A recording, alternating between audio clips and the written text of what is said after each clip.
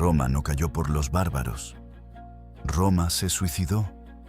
Y la prueba está en un niño de 14 años al que le quitaron la corona, sin guerra, sin batalla, sin resistencia. 476 años después de Cristo. El último emperador de Roma se llama Rómulo Augustulo. Tiene 14 años.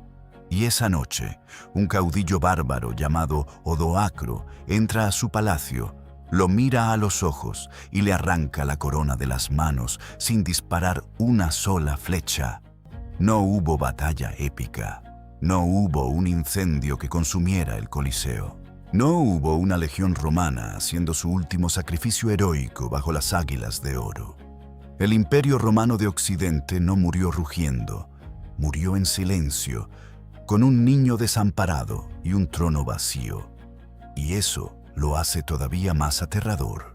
Porque si Roma, la ciudad eterna, el poder más colosal que el mundo había visto jamás, podía desaparecer así, sin épica, sin gloria, sin un instante definitivo, ¿qué le dice eso al resto de las civilizaciones que vinieron después?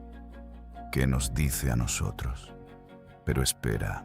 Antes de responder esa pregunta, necesitas entender algo fundamental que casi nadie te dice cuando habla de la caída de Roma. Roma no cayó en un día. Roma tardó 300 años en morir. Y esos 300 años son el thriller más brutal, más complejo y más fascinante de toda la historia humana. Hay quienes dicen que Roma fue destruida por los bárbaros. Otros culpan a la corrupción. Algunos señalan al cristianismo.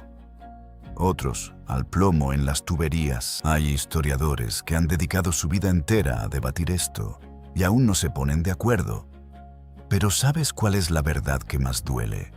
Que Roma no fue destruida por sus enemigos. Roma fue destruida por Roma. Y la historia de ese suicidio lento, de ese colapso sistemático que tardó generaciones en consumarse, comienza mucho antes de que Odoacro pusiera un pie en Italia. Comienza en el momento exacto en que el imperio decidió que era demasiado grande para quebrarse. Retrocede, vuelve al momento en que Roma era invencible. En su apogeo, el Imperio Romano controlaba más de 5 millones de kilómetros cuadrados. Desde las brumas de Britania en el norte hasta las arenas del Sahara en el sur. Desde las columnas de Hércules en el oeste hasta las orillas del Éufrates en el este. 65 millones de personas vivían bajo la águila romana. Era, sin exageración, el organismo político más complejo y más poderoso que el ser humano había construido hasta ese momento. Las carreteras romanas conectaban ciudades que antes estaban separadas por meses de viaje. Los acueductos llevaban agua fresca a poblaciones que nunca habían conocido otra cosa que barro y sed. El derecho romano le daba a un ciudadano en Hispania los mismos derechos que a uno en Siria. Era un milagro de ingeniería política. Y entonces llegó la pregunta inevitable: ¿cómo se gobierna todo eso? Porque gobernar un imperio de ese tamaño no es un problema de voluntad, es un problema de física. Un mensaje de Roma tardaba semanas en llegar a las fronteras. Una legión necesitaba meses para moverse de un extremo al otro. Y mientras tanto, los enemigos no esperaban. Fue el emperador Diocleciano, a finales del siglo III, quien vio el problema con más claridad que nadie. Y su solución fue tan inteligente como desesperada: dividir el imperio en dos, Oriente y Occidente. Dos centros de poder, dos administraciones, dos ejércitos, dos destinos. En ese momento, muy pocos entendieron lo que esa decisión realmente significaba. No era una solución. Era el primer síntoma. Era el momento en que el cuerpo de Roma comenzó a admitir, en silencio, que ya no podía sostenerse por sí solo. Y una vez que ese proceso comenzó, nadie pudo detenerlo. Porque lo que vino después no fue una derrota militar. Fue algo mucho más profundo, mucho más irreversible. Fue el momento en que los romanos dejaron de creer en Roma. ¿Y cómo exactamente llegaron a ese punto? ¿Qué pasó dentro del imperio para que los propios ciudadanos romanos comenzaran a dar la espalda a lo que sus abuelos habían muerto por construir? La respuesta empieza con una crisis que ningún libro de historia te cuenta de la forma en que merece ser contada. El siglo III después de Cristo. Roma tiene un problema que no aparece en ningún mapa, que no se puede combatir con ninguna legión y que está destruyendo el imperio desde adentro con una eficiencia brutal. En 50 años, Roma tiene 50 emperadores. Léelo de nuevo. 50 emperadores en 50 años. Eso significa que en promedio, cada 12 meses, alguien mataba al hombre más poderoso del mundo y tomaba su lugar. Y luego, alguien más lo mataba a él. Y así, una y otra vez, en un ciclo de sangre y traición que no tenía fin visible. Los historiadores llaman a este período la crisis del siglo III. Pero esa etiqueta académica no le hace justicia a lo que realmente fue. El momento en que el sistema nervioso central de Roma comenzó a colapsar. ¿Y quién estaba detrás de todo este caos? No los bárbaros, no los enemigos externos. El ejército romano. Aquí está la ironía más cruel de toda la historia de Roma. El mismo instrumento que había construido el imperio se convirtió en su mayor amenaza interna. Las legiones, que durante siglos habían sido el símbolo del orden y la disciplina romana, descubrieron algo peligrosísimo. Descubrieron que tenían el poder de hacer y deshacer emperadores. Y una vez que lo descubrieron, no pudieron parar. El proceso funcionaba así. Un general exitoso ganaba una batalla importante en la frontera. Sus soldados, eufóricos, lo proclamaban emperador. Él aceptaba, porque rechazar ese título era una sentencia de muerte. Marchaba hacia Roma para reclamar el trono.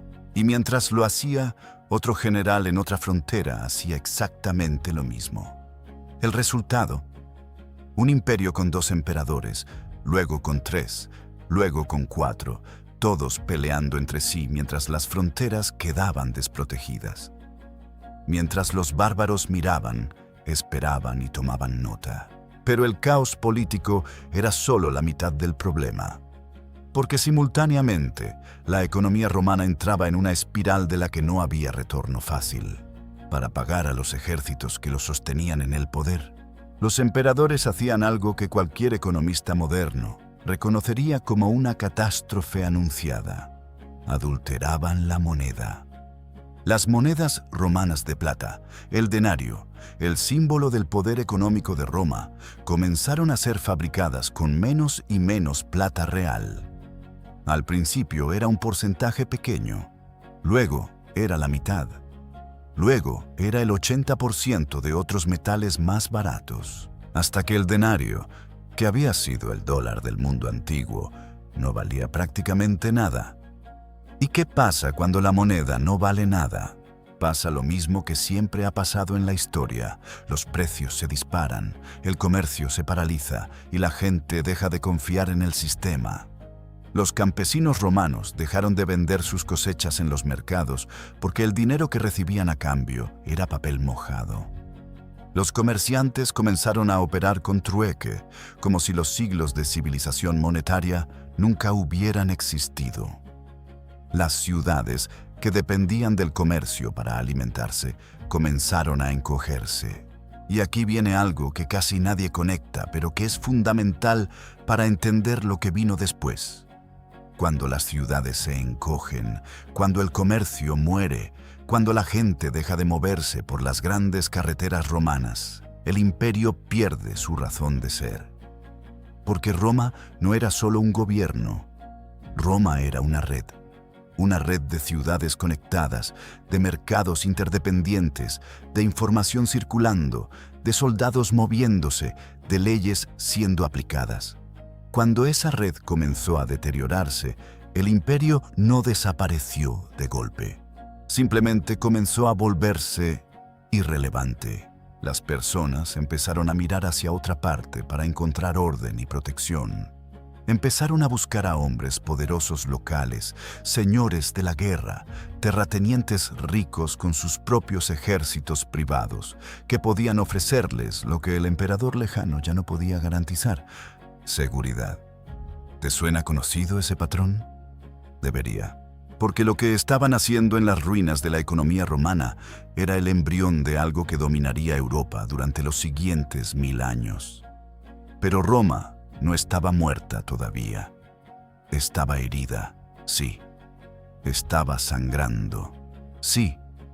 Pero le quedaba todavía un último momento de grandeza desesperada, y ese momento tenía un nombre: Diocleciano, el hombre que intentó salvar Roma rediseñándola desde cero. El hombre que tomó el imperio más poderoso de la historia y lo partió en dos, convencido de que dividirlo era la única forma de salvarlo. ¿Pero funcionó? ¿O simplemente aceleró lo inevitable? Diocleciano no nació en una familia noble.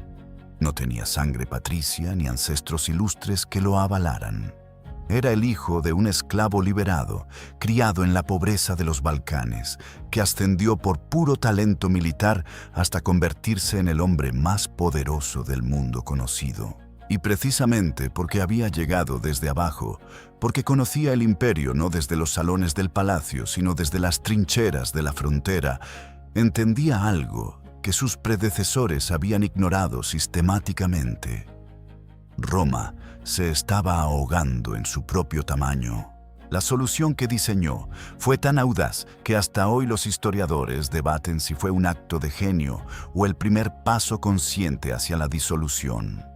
La llamó la tetrarquía, el gobierno de 4. La idea era simple en teoría y revolucionaria en práctica: dividir el poder supremo entre 4 hombres.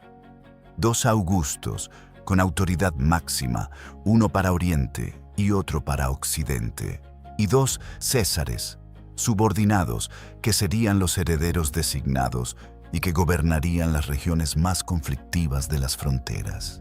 Por primera vez en la historia de Roma, el imperio admitía oficialmente que un solo hombre no podía gobernarlo. Era una confesión de vulnerabilidad disfrazada de reforma administrativa, y funcionó. Durante un tiempo, funcionó sorprendentemente bien. Las fronteras se estabilizaron, las invasiones bárbaras fueron contenidas, la economía comenzó, lentamente, a respirar de nuevo. Diocleciano lanzó además una reforma monetaria, intentando frenar la hiperinflación que había devastado el siglo anterior. Reorganizó el ejército, reformó la burocracia. Parecía que Roma había encontrado a su salvador. Pero entonces Diocleciano hizo algo que ningún emperador romano había hecho jamás en toda la historia del imperio. Algo tan impensable que cuando lo anunció, la gente no supo si era un acto de sabiduría suprema o una señal de que algo terrible se avecinaba. Renunció. En el año 305, Diocleciano, el hombre más poderoso del mundo, simplemente dejó el poder. Se retiró a su palacio en la costa de Dalmacia, donde, según las crónicas, pasó sus últimos años cultivando coles. Cuando sus colegas le rogaron que regresara porque el sistema que él había construido se estaba desmoronando sin él, supuestamente respondió: «Si vieran las coles que he cultivado, no me pedirían que volviera». Era el primer y último emperador romano que moriría en su cama, en paz, por causas naturales, sin una daga en la espalda. Y tenía razón en retirarse, porque el sistema que dejó atrás, sin su mano firme para sostenerlo, tardó exactamente 1 año en explotar en una guerra civil de proporciones épicas. 4 hombres peleando por el control, luego 6, las legiones eligiendo bandos, las fronteras de nuevo desprotegidas. Todo lo que Diocleciano había construido amenazando con desmoronarse. Y de ese caos emergió un hombre que cambiaría Roma para siempre. un hombre que no solo salvaría el imperio temporalmente, sino que lo transformaría en algo tan diferente que los romanos del siglo anterior no lo habrían reconocido. Su nombre era Constantino, y su historia comienza con una visión. Antes de la batalla decisiva que le daría el control de todo el imperio, Constantino, según él mismo contó después, vio una señal en el cielo, una cruz de luz con las palabras: «Con este signo vencerás». Ahora bien, si Constantino realmente vio esa visión o si fue una historia fabricada para justificar una decisión política ya tomada, es una pregunta que los historiadores siguen debatiendo. Pero lo que nadie debate es el resultado. Constantino abrazó el cristianismo y con ese abrazo transformó la religión más perseguida del imperio en su religión oficial. ¿Y qué tiene que ver eso con la caída de Roma? Todo, absolutamente todo. Porque la decisión de Constantino no fue solo religiosa, fue una cirugía en el alma de Roma. Durante siglos, la identidad romana había estado construida sobre un panteón de dioses que legitimaban al emperador, que unificaban al ejército, que daban coherencia cultural a 65 millones de personas que hablaban lenguas distintas y venían de culturas radicalmente diferentes. Al cambiar ese fundamento espiritual, Constantino no solo cambió la religión del imperio, cambió la pregunta fundamental de qué significaba ser romano. Y luego, como si eso no fuera suficiente, tomó otra decisión que partiría la historia en dos. Decidió mover la capital. Roma, la ciudad eterna, la ciudad que había dado nombre a un imperio, la ciudad que durante siglos había sido el centro del mundo, dejó de ser la capital. Constantino construyó una nueva ciudad en el extremo oriental del imperio, sobre las ruinas de la antigua Bizancio, en el estrecho que conecta Europa con Asia. La llamó Constantinopla y la declaró la Nueva Roma. ¿Qué le dijo eso al mundo? ¿Qué le dijo a los millones de ciudadanos que vivían en el occidente del imperio, lejos de esa nueva capital brillante, sintiéndose cada vez más alejados del poder, cada vez más solos frente a las amenazas que venían del norte? La respuesta llegó, como siempre en Roma, en forma de crisis. Pero esta vez, la crisis tenía un rostro, tenía un nombre y venía montado a caballo desde las estepas del este. Antes de hablar de los bárbaros que cruzaron las fronteras romanas, necesitas entender algo que cambia completamente la narrativa que te han contado. Los bárbaros no eran hordas salvajes de bestias incivilizadas bajando de las montañas para destruir todo lo que tocaban. Esa imagen, esa caricatura cómoda, es en gran parte una invención de los propios romanos, diseñada para justificar sus guerras de conquista y para hacer sentir superior a un ciudadano romano frente a sus vecinos del norte. La realidad era mucho más compleja y mucho más interesante. Los godos, los vándalos, los francos, los burgundios, estos pueblos llevaban siglos viviendo en las fronteras del imperio. Comerciaban con Roma, adoptaban costumbres romanas. Muchos de sus jóvenes servían en las legiones romanas como soldados mercenarios. Algunos de sus líderes hablaban latín, admiraban la arquitectura romana y soñaban no con destruir Roma, sino con ser parte de Roma. Entonces, ¿qué los empujó a cruzar las fronteras? ¿Qué convirtió a estos vecinos incómodos pero manejables en una marea que el imperio no pudo contener? Una sola palabra: los hunos. Y aquí es donde la historia se vuelve verdaderamente cinematográfica, porque los hunos no eran simplemente otro pueblo bárbaro, eran algo que el mundo antiguo nunca había visto. Eran una fuerza de la naturaleza montada a caballo, surgida de las profundidades de las estepas asiáticas, que llegó a las fronteras orientales de Europa como un tsunami humano que lo arrasaba todo a su paso. Su líder más famoso vendría después. Pero antes de Atila, los hunos ya habían hecho algo irreversible. Habían aterrorizado tanto a los pueblos germánicos que vivían al norte del Danubio, que estos pueblos tomaron una decisión desesperada. Prefirieron enfrentarse a Roma antes que quedarse en el camino de los hunos. Los visigodos fueron los primeros. Llegaron al Danubio en números que los romanos nunca habían visto. No como un ejército invasor, sino como refugiados. Cientos de miles de personas, hombres, mujeres, niños, ancianos, con todo lo que podían cargar, pidiendo permiso para cruzar al lado romano del río y ponerse bajo la protección del imperio. Y Roma, el imperio que en su apogeo habría respondido con 10 legiones en perfecta formación, tomó una decisión que revelaba exactamente cuánto había cambiado. Roma dijo que sí, no porque fuera generosa, sino porque necesitaba los soldados. El ejército romano del siglo IV ya no era el ejército del siglo I. Las legiones que habían conquistado el mundo conocido eran ahora en gran parte ejércitos de mercenarios, muchos de ellos precisamente bárbaros que peleaban por dinero y no por Roma. La lealtad que había hecho invencibles a las legiones se había evaporado junto con la economía que la sostenía. Entonces llegaron los visigodos y Roma vio una oportunidad: asentarlos en territorio imperial a cambio de servicio militar.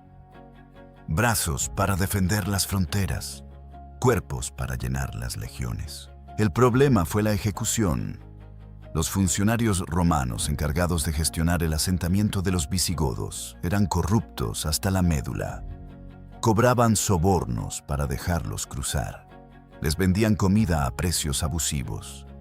Los trataban no como aliados, sino como ganado.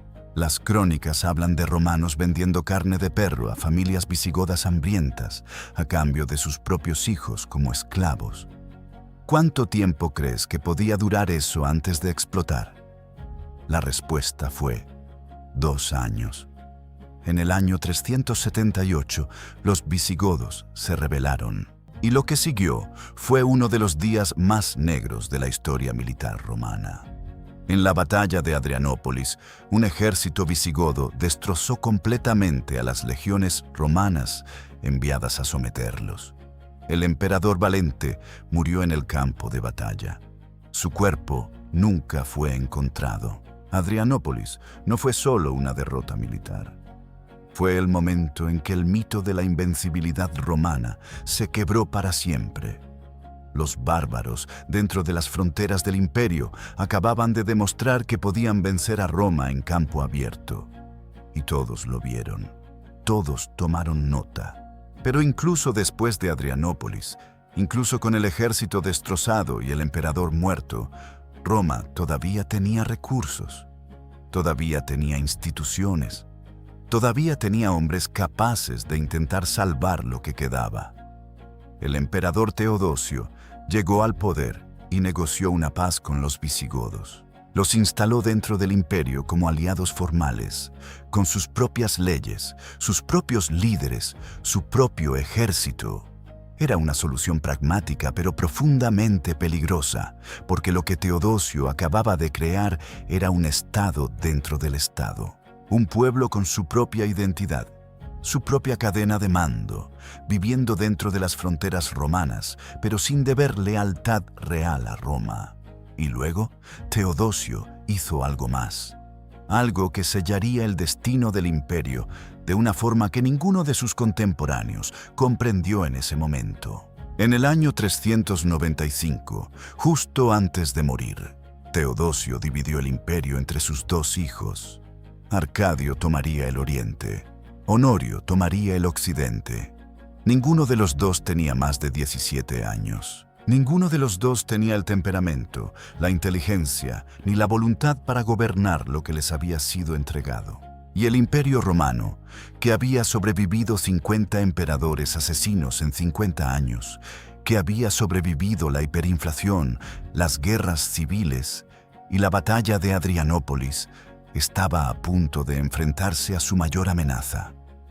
No vendría de las estepas del este, no vendría de los bosques del norte, vendría de adentro, de sus propios generales, de sus propias cortes, de la traición más calculada y más devastadora de toda la historia romana.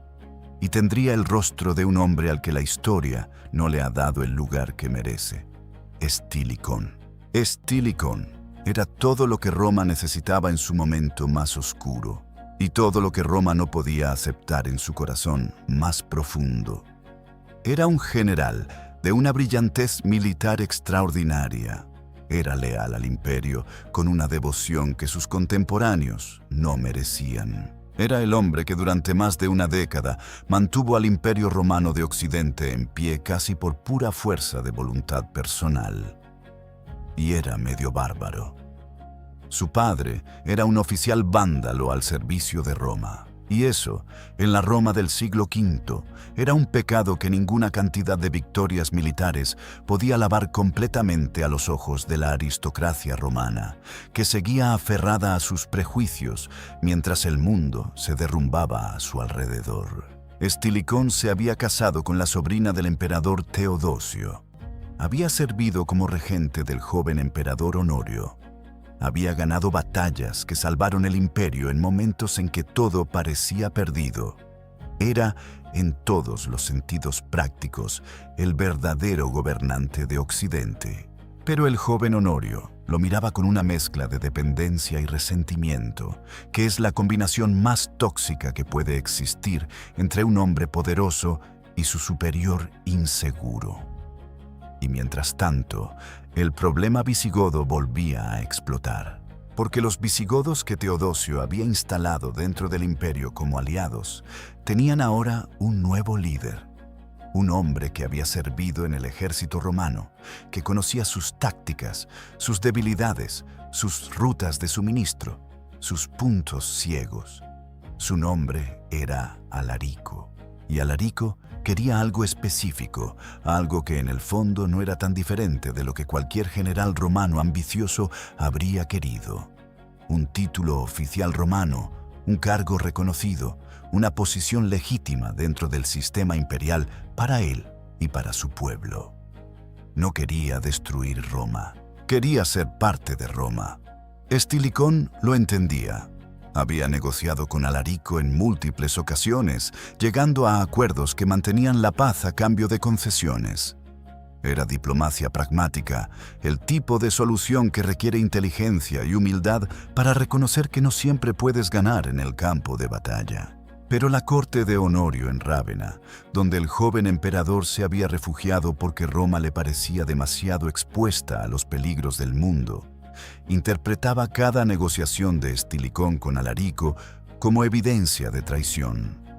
¿Por qué un verdadero romano negociaría con bárbaros en lugar de aplastarlos? La respuesta, que era obvia para cualquiera que mirara el estado real del ejército romano, era que ya no había capacidad para aplastar a nadie. Pero la corte de Honorio no quería respuestas reales.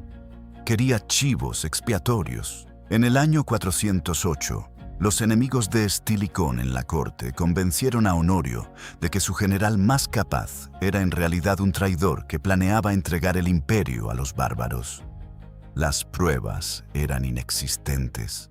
Las acusaciones eran absurdas para cualquier observador objetivo.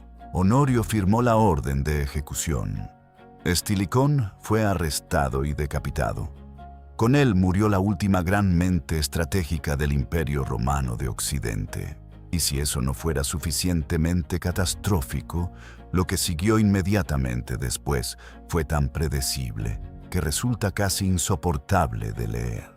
Las tropas romanas, enfurecidas por la ejecución de su general, comenzaron a masacrar a las familias de los soldados bárbaros que servían en las legiones romanas.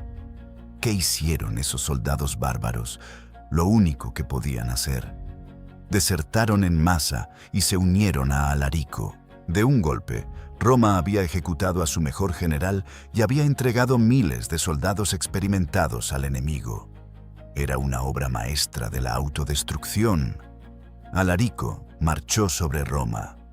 Lo que siguió fue algo que no había ocurrido en 800 años. Desde que los galos saquearon Roma en el siglo IV a.C., ningún ejército enemigo había puesto pie dentro de los muros de la ciudad eterna. En el año 410, los visigodos de Alarico entraron a Roma. El saqueo duró 3 días. Las crónicas describen escenas de caos, de aristócratas romanos huyendo con lo que podían cargar, de estatuas arrancadas de sus pedestales, de archivos quemados, de siglos de acumulación cultural dispersados en 72 horas de violencia y pillaje. Pero aquí hay algo que la historia popular suele ignorar porque no encaja bien con la narrativa del apocalipsis bárbaro. Alarico había dado órdenes explícitas de respetar las iglesias cristianas y a quienes buscaran refugio en ellas. El saqueo fue brutal, sí, pero no fue un exterminio. Roma no fue borrada del mapa. Lo que sí fue borrado para siempre fue algo más difícil de reconstruir que los edificios: la sensación de que Roma era inviolable. En todo el imperio, en las provincias más remotas, en las cortes de los reinos bárbaros, en los monasterios donde los monjes copiaban textos antiguos, la noticia se propagó como un incendio. Roma había caído. La ciudad eterna había sido saqueada. San Agustín, en el norte de África, recibió la noticia y quedó tan perturbado que dedicó los siguientes 13 años de su vida a escribir una obra monumental para intentar explicar cómo Dios había permitido que ocurriera algo así. Ese libro se llamó La ciudad de Dios, y en él, casi sin quererlo, Agustín articuló algo que cambiaría la mentalidad de Occidente para siempre. La idea de que la verdadera ciudad que importaba no era Roma, sino el reino de Dios. Era, en términos prácticos, un acta de defunción filosófica para el imperio. Pero Roma todavía no había terminado de morir. Todavía le quedaban décadas de agonía. Todavía le quedaba enfrentarse al hombre que la historia recordaría como el azote de Dios. El hombre ante cuyo nombre temblaban emperadores y generales por igual. El hombre que llegó no para pedir un lugar dentro de Roma, sino para demostrar que Roma ya no tenía nada que ofrecerle. Su nombre era Atila. Atila no era el monstruo que las crónicas romanas describían. Era algo más peligroso que un monstruo. Era un estratega. Los embajadores romanos que lo visitaron en su campamento en las estepas húngaras dejaron descripciones detalladas de lo que encontraron. Esperaban encontrar una bestia salvaje sentada sobre un trono de huesos. Encontraron a un hombre de estatura media, cabeza grande, nariz chata, ojos pequeños y penetrantes, barba escasa ya entrecana, que los recibió en una sala de madera sin adornos y comió en platos de madera, mientras sus invitados comían en bandejas de plata y oro. Era una demostración calculada.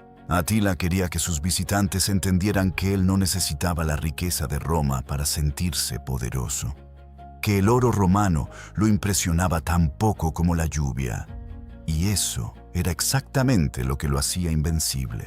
Porque Roma había desarrollado durante siglos una estrategia muy efectiva para manejar a los pueblos bárbaros que amenazaban sus fronteras, pagarles para que no atacaran. Subsidios, regalos diplomáticos, títulos honorarios, acceso a los mercados romanos. Era más barato comprar la paz que financiar una guerra con casi todos los bárbaros. Esa estrategia funcionaba. Con Atila no funcionó.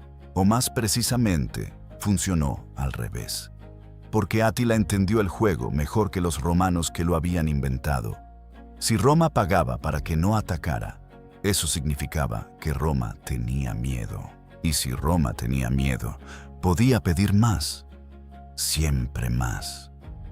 Los hunos, bajo Atila, recibieron cantidades astronómicas de oro romano en tributos anuales. Cada vez que el imperio intentaba reducir los pagos, Atila cruzaba la frontera, destruía varias ciudades y luego negociaba un nuevo tratado con un tributo todavía mayor. Era un negocio extraordinariamente lucrativo. Pero llegó el momento en que Roma simplemente no pudo pagar más. El imperio de Occidente estaba en bancarrota. El imperio de Oriente, más rico, más estable, gobernado desde Constantinopla, con una burocracia más eficiente, todavía podía sostener los pagos. Pero incluso allí, la paciencia se agotaba. Y entonces ocurrió algo que parece sacado de una novela, pero que los historiadores confirman como real. Algo tan extraño, tan improbable, que cuando lo escuchas por primera vez no puedes creer que haya sucedido de verdad. Una princesa romana le envió su anillo a Átila. Su nombre era Honoria.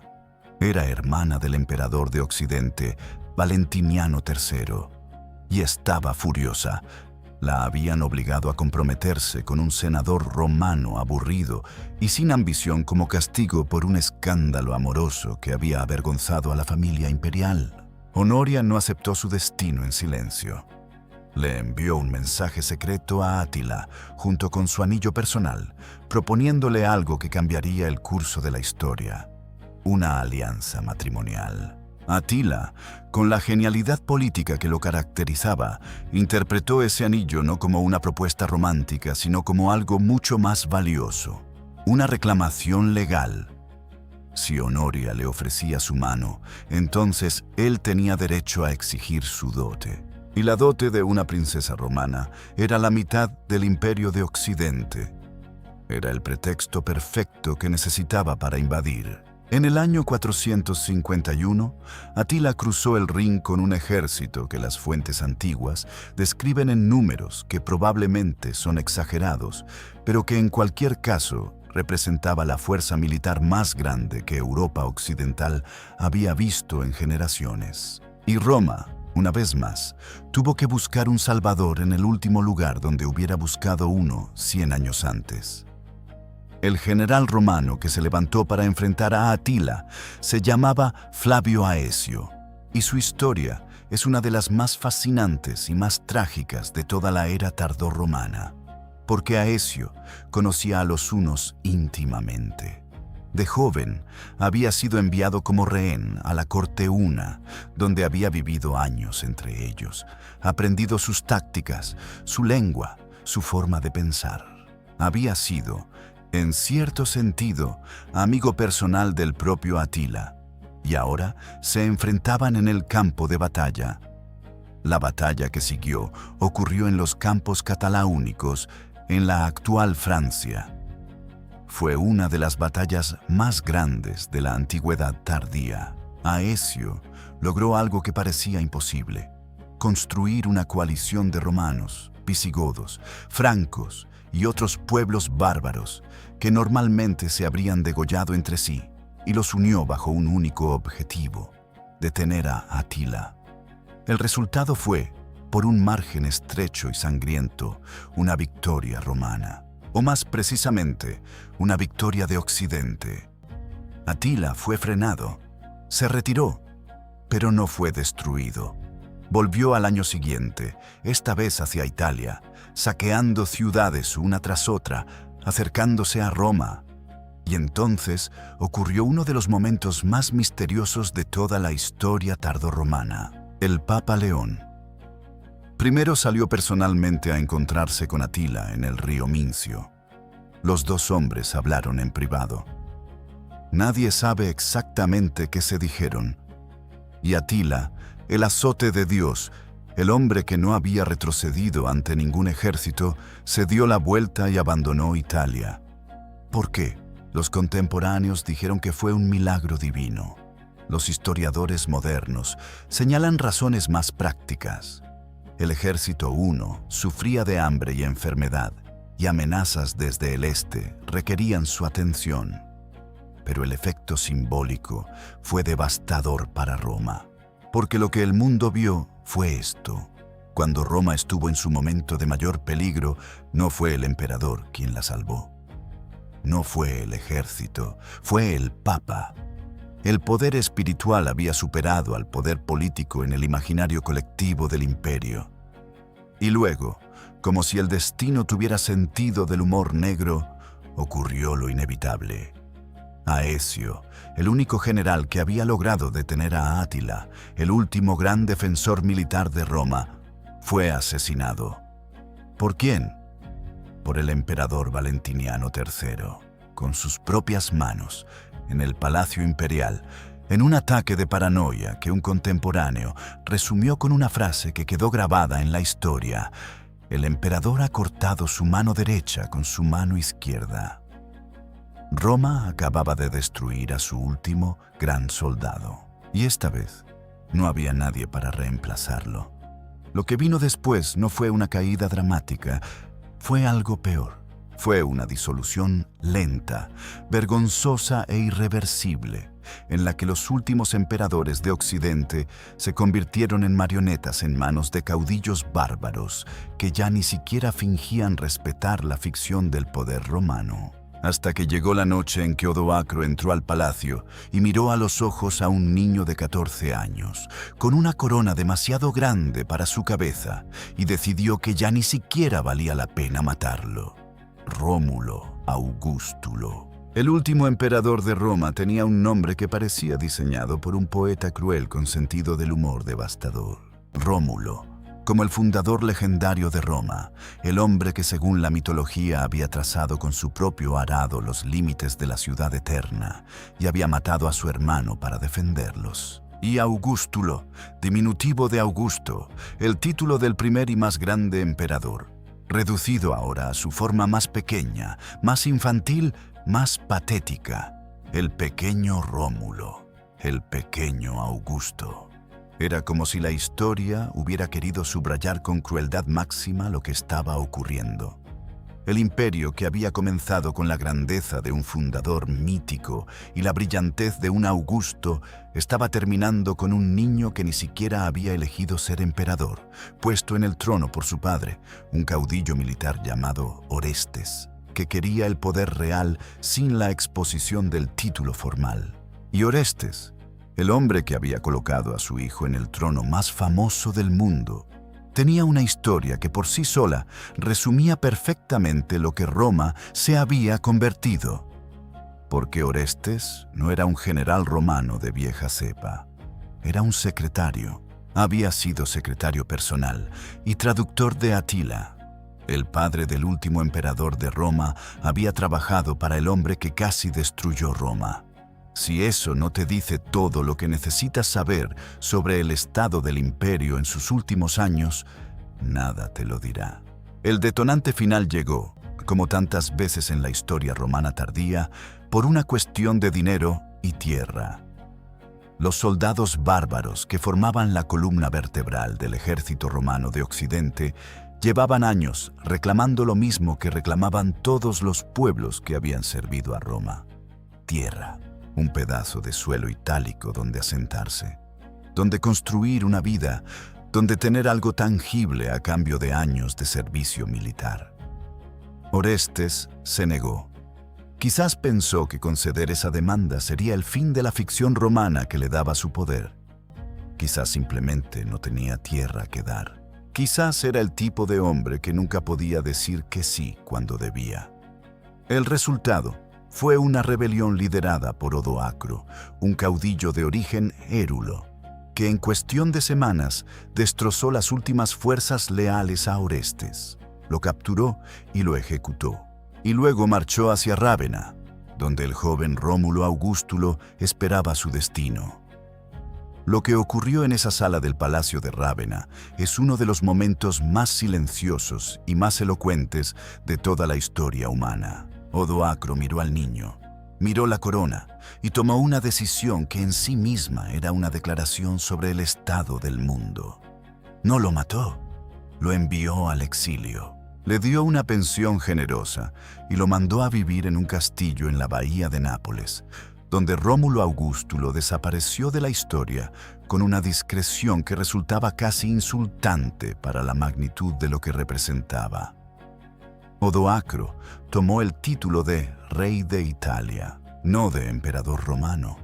No intentó ponerse la púrpura imperial, simplemente envió una carta al emperador de Oriente, en Constantinopla, informándole que Occidente ya no necesitaba un emperador propio, que él gobernaría Italia como rey bajo la autoridad nominal del Imperio de Oriente. Era el final más romano posible para Roma. No una explosión, sino un formulario administrativo. No una batalla épica, sino una carta diplomática. El Imperio Romano de Occidente no fue destruido. Simplemente fue dado de baja. Pero aquí es donde la historia se pone verdaderamente filosófica. Porque los contemporáneos de ese momento, las personas que vivieron en el año 476, en su mayoría no se dieron cuenta de que algo extraordinario había terminado. Las crónicas de la época no están llenas de lamentos por la caída de Roma. No hay descripciones de ciudadanos romanos llorando en las calles.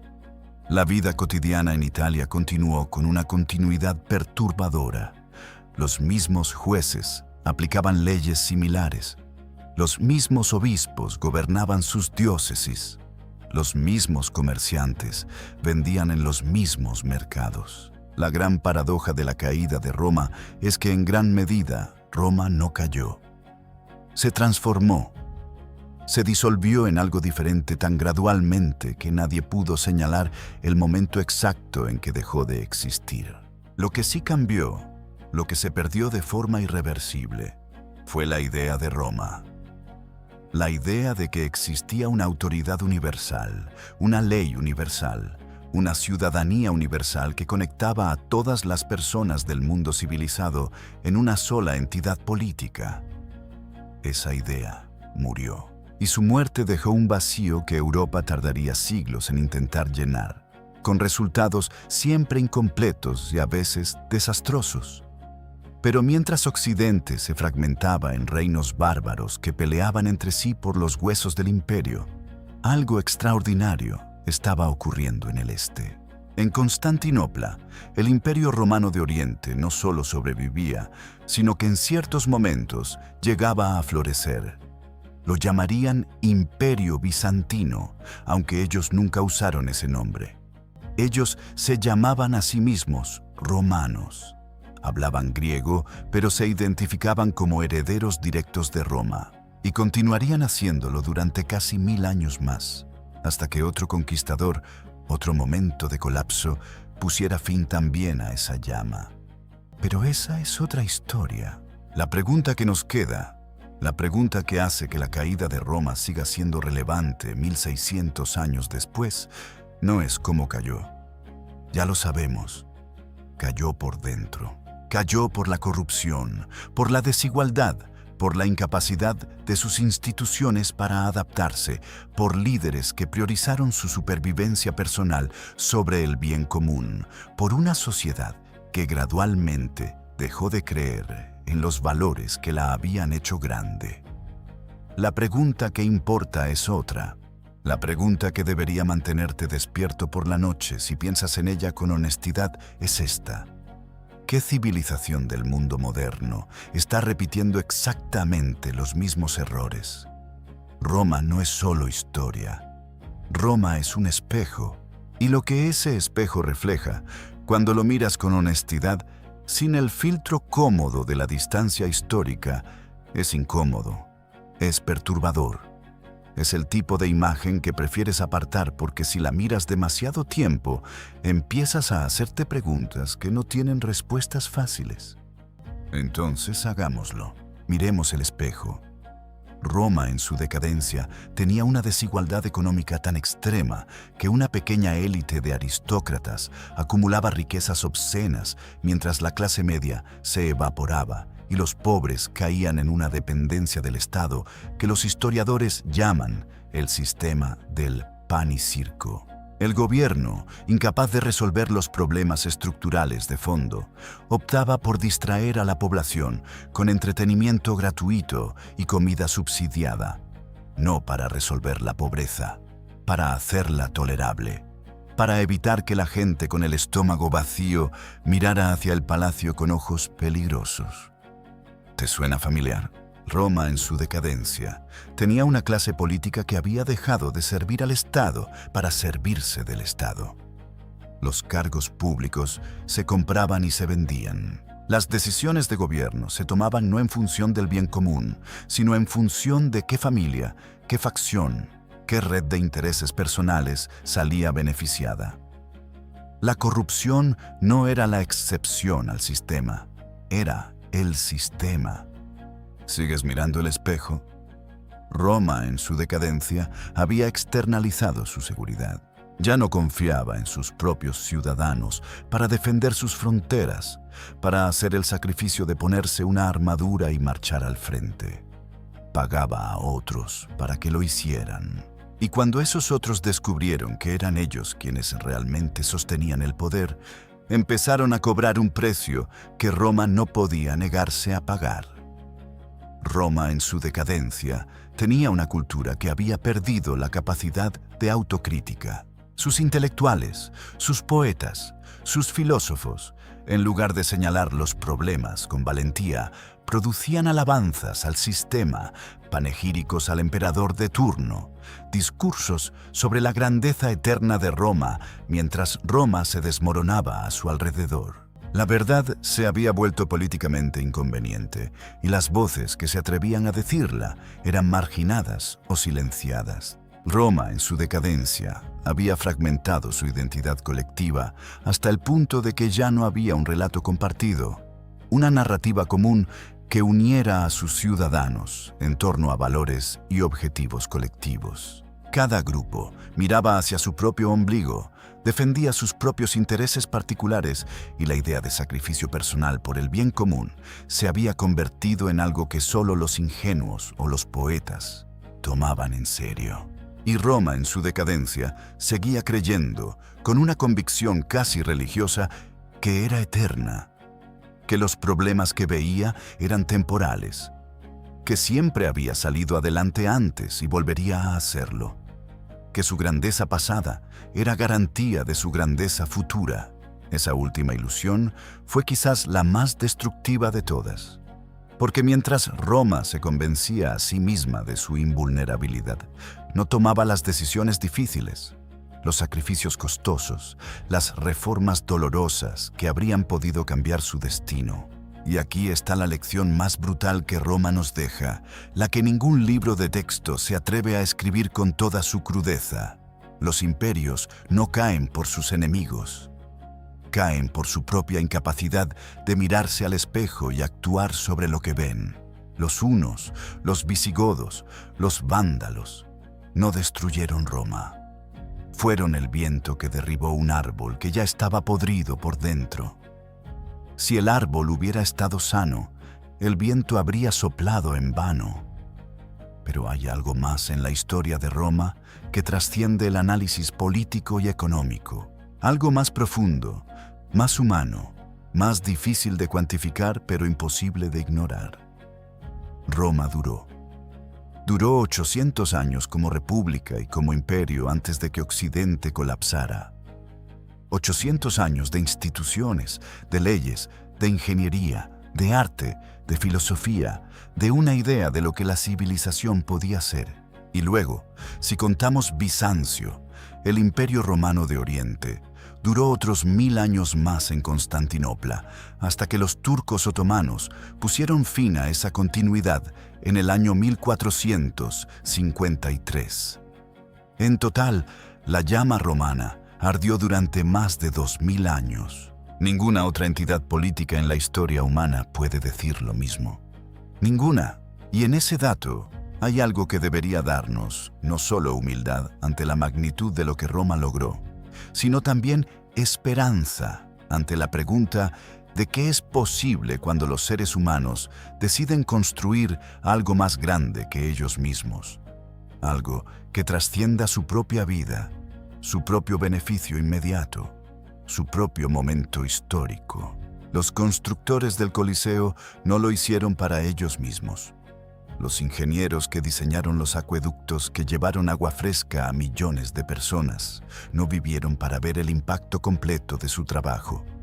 Los juristas que codificaron el derecho romano estaban escribiendo para generaciones que aún no habían nacido. Roma fue grande cuando sus ciudadanos pensaron más allá de sí mismos.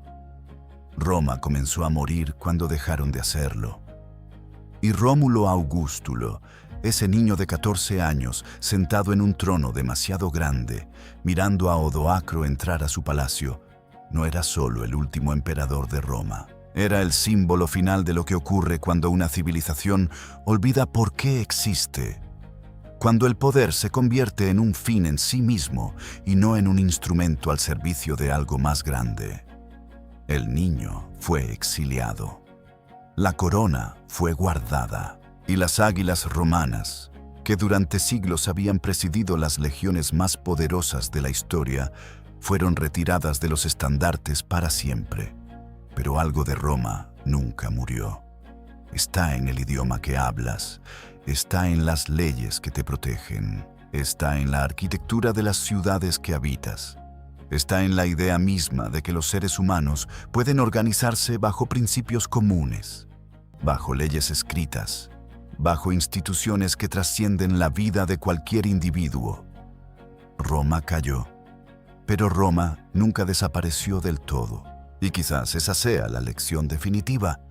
No que los imperios sean eternos, porque no lo son, sino que las ideas que los mejores imperios encarnan, la justicia, el orden, la ley, la posibilidad de una civilización compartida, son más resistentes que cualquier ejército, más duraderas que cualquier muro, más poderosas que cualquier espada.